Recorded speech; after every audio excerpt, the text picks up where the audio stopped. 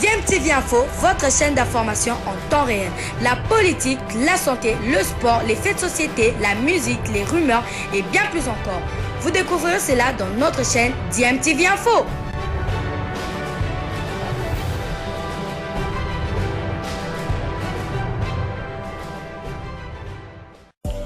Vous êtes sur DMTV, bonjour ou bonsoir, tout dépend de l'heure à laquelle vous nous suivez. Tout plaisir est pour nous de vous retrouver, mais surtout de savoir que vous êtes nombreux en train de suivre votre chaîne YouTube DMTV. DMTV qui vous propose l'actualité, vous propose également des analyses et des réflexions sur des sujets d'actualité, sur des faits sociaux, tout simplement sur des réalités que nous observons ici chez nous en République démocratique du Congo. L'AS V-Club a plutôt au RC Kadiogo du Burkina Faso, c'est le match du jour, match comptant pour la manche retour du deuxième tour préliminaire de la Ligue des Champions de la CAF, match à suivre à partir de 15h30, un match très important pour les deux équipes qui va donc offrir la qualification en phase de poule de la Ligue des Champions à l'une de deux équipes. Et V-Club veut bien être cette équipe qui va se qualifier pour cette phase de groupe. Pour ce faire, les Dauphins Noirs devront absolument s'imposer ici à Kinshasa après le nul enregistré au match aller le dimanche dernier à Cotonou, 0 but partout. Il ne faudra pas aller jusqu'à la séance de tir au but, il faut gagner dans le temps réglementaire. A dit hier en conférence de presse d'avant-match le coach de la SV Club, Raoul Chungu, qui s'attend à une qualification, quelle que soit l'issue du match. Quels que soient les entraînements qu'ils vont faire, je suis certain qu'ils ne vont pas nous arrêter à courir. On ne cache rien, nous avons des gens qui vont vite sur les côtés et c'est à eux de faire en sorte qu'ils n'aillent pas vite. J'ai d'autres formes. On a vu cette équipe, avec le ne s'est pas produit à 100% comme on s'attendait. Cela se justifie d'abord par la durée. On a passé en terre béninoise sans trouver un terrain pour les entraînements comme il fallait. Nous avons été, je dirais, malmenés puisqu'on n'a pas vraiment eu l'occasion de s'entraîner sur un terrain avec pelouse naturelle comme on s'entendait. Sachant d'abord que V-Club est une équipe très efficace sur le bar arrêté et quand vous jouez contre une équipe, se regroupe facilement avec des blocs, commettez des fautes et ça, on est sûr, il y en aura assez. Contrôler la défense de Burkina Faso, je crois que ce n'est pas un problème. Peut-être, je ne peux pas dévoiler ce qu'on va faire demain, mais c'est qui est certain qu'ils auront du mal à nous battre ici à Kinshasa. Pour les blessures, il y a encore des joueurs qui sont blessés, mais on a un banc riche. Il y a des joueurs qui n'ont pas joué le premier match, mais qui vont apparaître pour la première fois sur le terrain. Nos habitudes à nous, c'est courir. On va faire courir beaucoup de gens, puisqu'on a vu, on a observé. Je ne sous-estime pas l'équipe de Burkina Faso.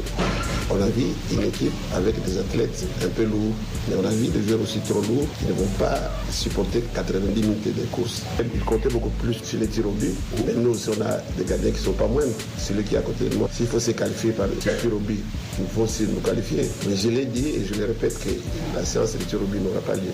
Voilà, c'était là donc le coach de la formation de la SV Club, Raoul Chungu. V-Club qui n'est jure que par la victoire, mais V-Club ne sera pas la seule équipe à chercher la victoire ou encore la qualification. Les Burkinabés sont là aussi pour pouvoir se qualifier en phase de groupe. Et d'ailleurs, ce sont de très bons voyageurs. Ils ont obtenu leur qualification en 16e de finale à l'extérieur sur la pelouse de Ashanti Kotoko du Ghana, battu 1-0 à domicile. Les Burkinabés étaient allés s'imposer à l'extérieur sur le même score avant de remporter la séance de tir au but 3-1 et aujourd'hui ils comptent bien arracher la qualification quel que soit le nombre de supporters qu'V Club aura au stade de Martyrs. Aujourd'hui on écoute leur coach Sampou Amadou. Quand je regarde mon équipe, il y a assez de jeunes joueurs dedans. Il y en a assez qui ne connaissent pas, qui ne savent pas voyager déjà et ils sont à leur troisième voyage. Donc c'est à ce niveau aussi qu'on a pu contenir le V-Club à domicile. Il faut le dire, c'est pas évident de jouer même face à des gens d'équipe qui n'ont pas encaissé des buts. Donc à ce niveau, je peux dire qu'on a appris quelque chose au premier match et on a vécu quelque chose où nous ne savons pas ce qu'il y avait à l'intérieur. Les jeunes aussi ne croyaient pas assez, mais le match nul, je pense que c'est un match nul qui va monter encore le groupe et quel que soit là où on va le jouer et nous devrons repartir et chercher la victoire. Donc je pense qu'à ce niveau, voilà, et on ne va pas se dire qu'on n'est pas sur notre terre et parce que le terrain là c'est 11 sur 11 et avec le même ballon qu'on doit utiliser. Et on ne va pas se mettre la pression en regardant le public, voilà, en disant qu'on est loin de nos installations.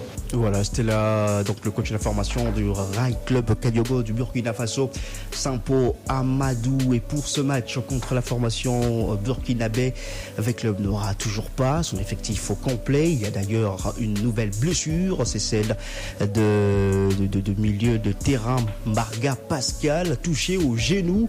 Mais il y a des retours dans le groupe, notamment Peter Motumosi Zilou ou encore l'attaquant Jacques Temopele ou encore le défenseur Varel Rosanne. Le docteur Mathieu Matoussi-Moir revient ici sur la situation actuelle de l'infirmerie du club vert et noir de Kinshasa.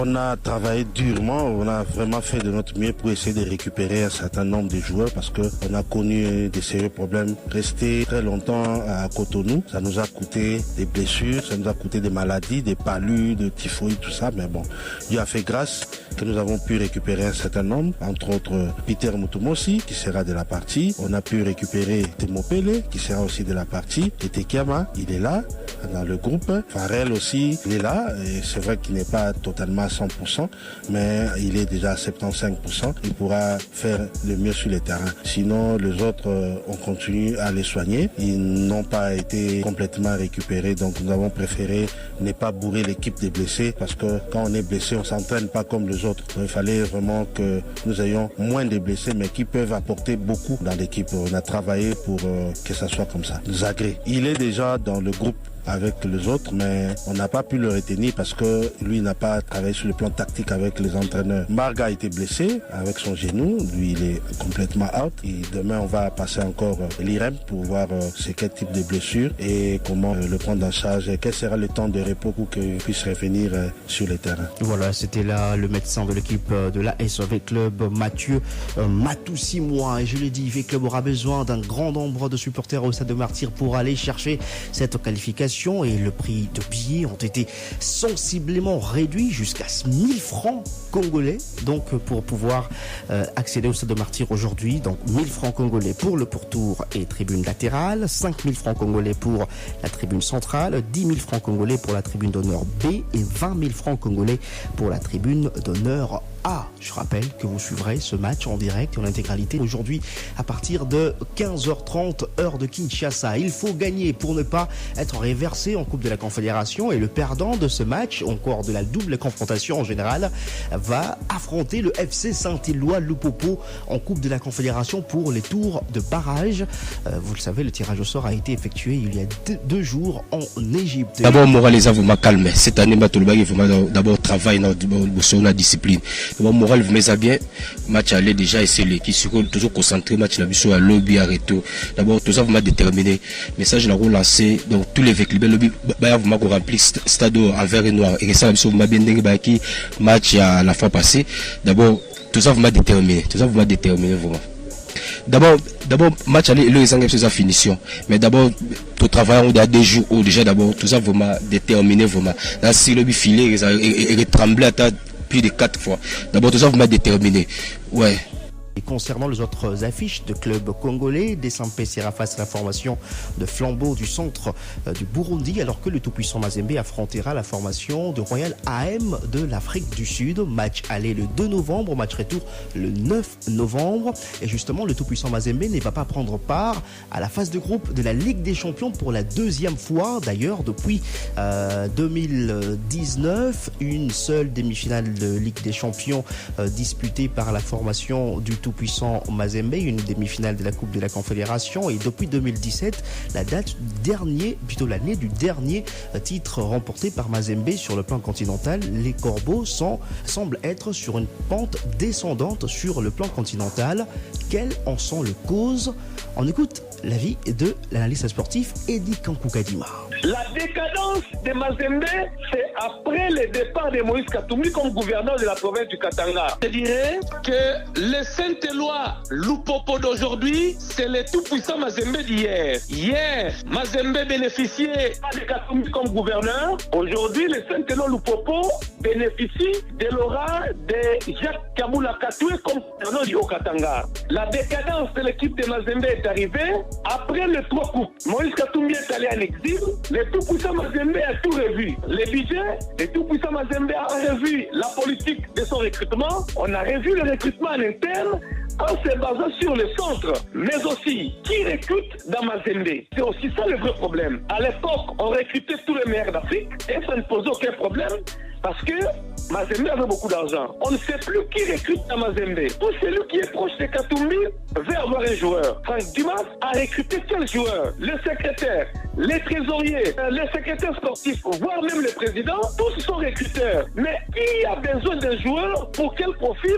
Pour quelle finalité au sein d'une équipe? Vous allez voir que les 3 coupes gagnées par l'équipe de Mazembe, c'était avec une ossature dans la durée et avec le meilleur d'Afrique. Je prends la génération de Narcisse Kanga, Sunzu Stopila, Paul Bagnac, Miayo Kazembe, Mabele Bawaka, Bedi Mendaston et comme portier Robert Kideva Mouteba. C'est une génération qui a travaillé dans le temps et dans l'espace, qui a mûri ensemble et qui a produit des résultats. Aujourd'hui, à chaque saison, Mazembe nous présente une figure et cette manière de faire a avilisé l'image de plusieurs équipes congolaises. Et je pense qu'aujourd'hui, on doit revoir la politique de recrutement, les moyens, mais aussi le projet. Je pense que tout est à revoir, en commençant par l'environnement, la politique de recrutement, mais aussi les personnes. Voilà, c'était là Eddie Kankokadima qui est analyste sportif et toujours concernant le tout-puissant Mazembe.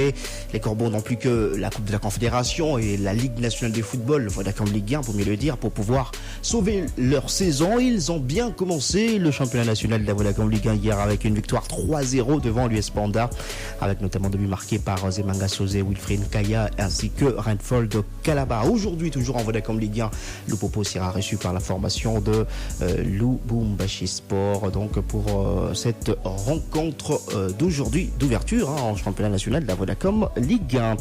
Et Challenge Trophy, on parle handball avec les cadets, le junior de la République démocratique du Congo. La RDC a battu hier la République centrafricaine sur le score de 31-26. Aujourd'hui, la RDC affrontera la République du Congo. Et cette brève, avant de boucler ce journal des sports pour revenir au football, les J-1 avant ce match de gala entre les légendes du football congolais et le FARDC qui sera organisé demain 21 octobre à 16h au stade de Martyrs de la Pentecôte. Cette initiative est de l'ancien international congolais Trésor Loualoua à travers sa fondation. Cette rencontre sera le point d'orgue d'une série d'activités qui seront organisées dans le but de récolter des fonds en faveur de forces armées de la RDC qui combattent à l'est du pays. Merci.